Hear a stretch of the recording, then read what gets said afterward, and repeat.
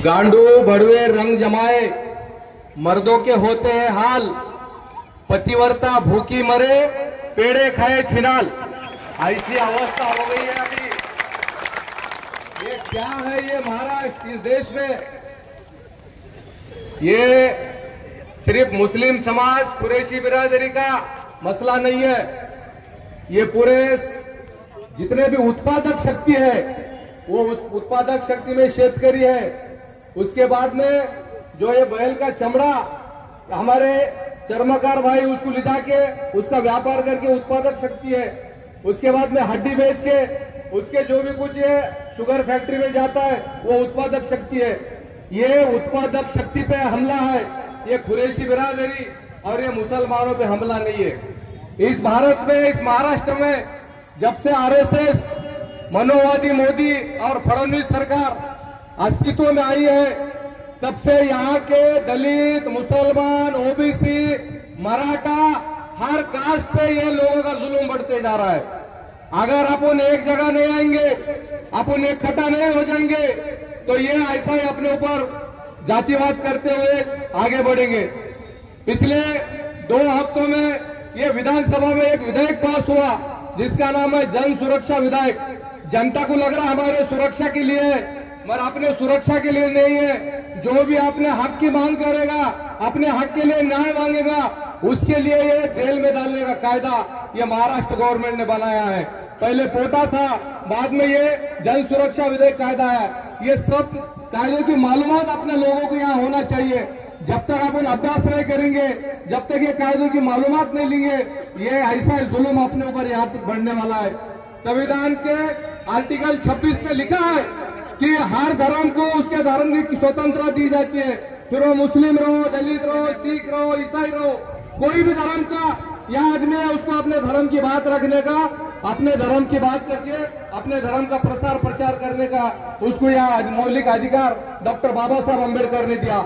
जब भारत का संविधान 1949 में तैयार हो रहा था, तब मुस्लिम समाज का पूरे शरीयत का कायदा जैसा का वैसा बाबा साहब अम्बेडकर ने वो संविधान में लिख के रखे वाला है। वो कायदा यहाँ पे लोग खत्म करने की कोशिश कर रहे हैं। तुम्हारा 3 तलाक का मामला रन दो, तुम्हारा वक्फ बोर्ड के जमीन का मामला रन दो, या ये कुरैशी बिरादरी का जो गोवंश हत्या इन्होंने बंदी लाए, ये कायदा रन दो।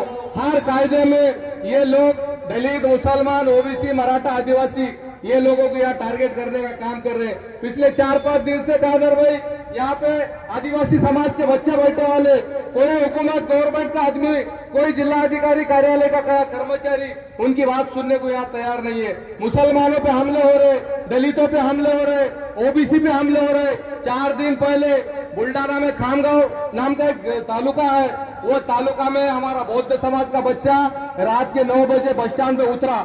उसको गोरक्षा बोल के, ये गाय का और बैल का व्यापार करता बोल के उसको पहले समझे मुसलमान है। उन्हें बोल रहा हूं नहीं मैं मुसलमान नहीं, मैं दलित हूं, फिर भी उसको कम से कम 2 बजे तक मारते फिर रहे थे ये लोग। जब पुलिस की गाड़ी आई तब वो बच्चे को पुलिस ने बचाया। उसका मुंह ऐसा इतना सूजे वाला है, उसका नाम है राहुल सोनटके। ये क्या चल रहा है इस देश में? यह देश में और यहाँ कोई सुरक्षित नहीं है। यहाँ मुसलमान सुरक्षित नहीं, यहाँ दलित सुरक्षित नहीं है। पहले जातिवादी लोगों से कराया जाता था, अब जातिवाद पुलिस के जरिए किया जा रहा है। अपन कहीं मांग लेकर चले, अपन कहीं आंदोलन अत्याचार के विरोध में बात करें तो पुलिस को आगे। आप, मैं भराड़े साहब, आशीष वाकोड़े, हम वहां से आ रहे थे ग्राह्य अपना नागोबा मंदिर, वहां पे 25 पुलिस, वहां पे राउटी और वहां पे पूरा तार फिनिशिंग। क्या क्या चल रहा है इस देश में? अरे जो कोर्ट कायदा मान गए हैं, कायदे से जो होगा वो मान्य करेंगे, मगर वो कोई बात नहीं। वो पुलिस को तनख्वाह किसके पैसों से जाती? तुम्हारे हमारे पैसों से जाती।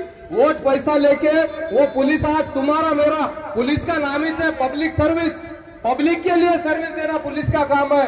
मगर यहाँ के पुलिस, महाराष्ट्र का पुलिस रन दो, देश का पुलिस रन दो, ये सिर्फ दलित और मुसलमानों के बारे में यहाँ अन्याय अत्याचार की मालिका शुरू कर रहे हैं। तुमको मैं बताता हूँ, 10 दिसंबर, 12 दिसंबर और 13 दिसंबर 2024 को परभनी में जो जातिवादी फसाद हुए, उसमें हमारा लोक नेता विजय वाकोड़े शहीद हुआ और सोमनाथ सूर्यवंशी भी शहीद हुआ। आज उसके लिए हमको न्याय मांगने के लिए परभनी से पैदल जाना पड़ा, लॉन्ग मार्च लेके मुंबई तक, फिर भी न्याय नहीं मिला। सुप्रीम कोर्ट बोल रहा है ये पुलिस वालों के ऊपर गुना दाखिल करो, फिर भी मुख्यमंत्री का कल का स्टेटमेंट है, मुख्यमंत्री बोला मैं समिति गठित करूंगा। अगर वो समिति बोली कि ये पुलिस वाली दोषी है और इनके मारने से सोमनाथ सूर्यवंशी की हत्या हुई तो हम गुना दाखिल करेंगे। जो मुख्यमंत्री सुप्रीम कोर्ट का आदेश नहीं मान रहा, वो मुख्यमंत्री ये समिति का क्या आदेश मांगेगा। इसलिए आने वाले वक्त में आज हमको तुमको सबको यहाँ मुसलमान, यहाँ ओबीसी नहीं है, यहाँ पूरा दलित समाज, हमारी 80 साल की माँ रानूबाई वायवड़ भी यहाँ आपके दरमियान उपस्थित है, जो आपका ये दुख और आपका दर्द समझने के लिए यहाँ उपस्थित है। ये मुसलमानों का मसला नहीं है, ये दलितों का मसला नहीं है। यहाँ पे जो गरीब है, जो वंचित है, जो पिछड़ा है, जिसके ऊपर सदियों से ये लोग अन्याय अत्याचार कर रहे हैं, उनका अत्याचार रोकने के लिए आज कल परसों आप सबको यहाँ इकट्ठा होने से पर्याय नहीं है। जब तक अपन एक जगह नहीं आएंगे तब तक यहाँ पे कुछ होने वाला नहीं है। रोज संविधान की हत्या की जा रही है। संविधान के माध्यम से जो न्यायिक मांग अपनी है, वो एक भी मांग अपनी यहाँ कोई गवर्नमेंट का, महाराष्ट्र का और देश का कोई भी मंत्री अपना यहाँ काम करने वाला नहीं है। इसलिए मैं तुमको ज्यादा बात नहीं करूंगा, जाते जाते यही कहूंगा, आजादी की शाम नहीं होने देंगे, आजादी की शाम नहीं होने देंगे, वीरों की समाधियों को बदनाम नहीं होने देंगे, और जब तक बदन में लहू का आखिरी खतरा है, भारतीय संविधान को नीलाम नहीं होने देंगे। आज यहाँ पे मुसलमान खतरे में नहीं है, आज यहाँ पे हिंदू खतरे में नहीं है, आज यहाँ पे भारत खतरे में नहीं है, खतरे में है तो भारतीय संविधान खतरे में। उसको बचाने की तुम्हारे मेरे ऊपर जिम्मेदारी आने वाली है। जब तक संविधान नहीं बचेगा तब तक अपना कुछ होने वाला नहीं। हर मुस्लिम बच्चे ने, हर मुस्लिम आदमी ने संविधान की पढ़ाई करना चाहिए, संविधान का कायदा मान्य करना चाहिए, संविधान के आर्टिकल को अभ्यास करना चाहिए।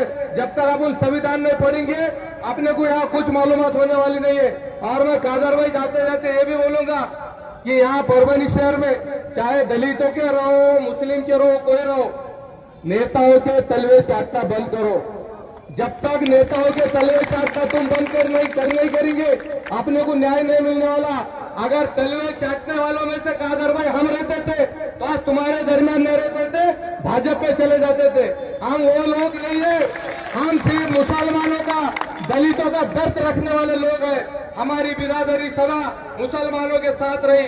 हमारा नेता है जो हमारे दरमियान नहीं है, विजय वाकोड़े, सदा मुसलमानों की बात करता था, मगर आज उसका बच्चा आज अपने दरमियान है। बाप का साया जाने के बाद भी आज उस बच्चे को न्याय मांगना पड़ रहा, मगर कोई न्याय देने के लिए यहाँ तैयार नहीं है। इसलिए मुसलमानों के और दलितों के बर्बादी के कानून सड़कों पे नहीं बनते, उसके लिए अपने को पार्लियामेंट में जाना पड़ेगा, उसके लिए अपने को विधानसभा असेंबली में जाना पड़ेगा। और उनको जानने से, दूसरे लोगों को भेजने से कोई महत्व नहीं है, अपने लोगों को भेजना पड़ता।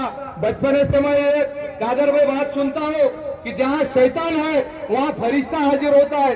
परभनी में आनंद भरोसे नाम का शैतान आज हावी है, हमारे सलीम कच्ची के ऊपर उन्हें केस करा, वहां पे आंदोलन कर रहा, जहां नहीं वहां बिरयानी के होटल बंद कर दिया। आनंद भरोसे नाम का शैतान हावी है, तो अपना फरिश्ता राहुल पाटिल कहाँ है? अरे अपने फरिश्तों को भी आना पड़ेगा। जब तक अपने फरिश्ते अपने को न्याय देने को नहीं आएंगे, अपना कुछ होने वाला नहीं है। जाते जाते बस इतनी बात करूंगा, और मैं ये गारंटी देता हूं कि वाकोड़े साहब नहीं भी रहे तो आशीष और हमारे सिद्धार्थ हराड़े, हमारी रानूबाई और हम आखिरी दम तक मुसलमानों का साथ देंगे, इतनी बात करूंगा। और 1947 में आजादी आई दुल्हन बनके, मगर ये दुल्हन बनी कब? जब मेरा बाप भीमराव रामजी अंबेडकर दुल्हन होता तो ये शादी ना होती, अरे भारत देश की बर्बादी ना होती। बाबा साहब का लिखा वाला संविधान आज तुमको मेरे को बचाने की नौबत आई वाली है। वही संविधान के तहत के लोग अपने पर जुर्म कर रहे हैं, वो संविधान नहीं बचेगा तो कल अपन कोई नहीं रहने वाले। इतनी बात करता हूँ, अल्लाह हाफिज, जय हिंद।